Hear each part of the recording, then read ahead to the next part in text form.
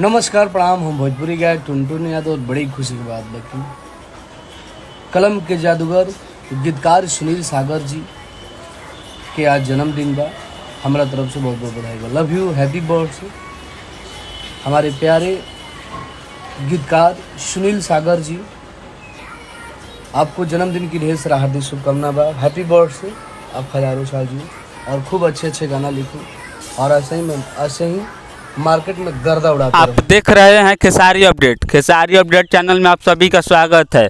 देखिए आज 10 अगस्त यानी कि आज सुनील सागर जी जो कि टुनटुन यादव जी के लिए सबसे सक्सेसफुल राइटर उनके यूट्यूब चैनल या उनके करियर के हैं जिनका नाम है सुनील सागर यादव जी। उनको टुनटुन यादव जी बर्थडे विश करते हुए बोल रहे हैं कि हमार कलम के जादूगर, हमार जीवन के साथ, हमारे करियर के सबसे अच्छा मित्र सुनील सागर जी के बर्थडे पर happy birthday to you Sunil Sagar Yadav.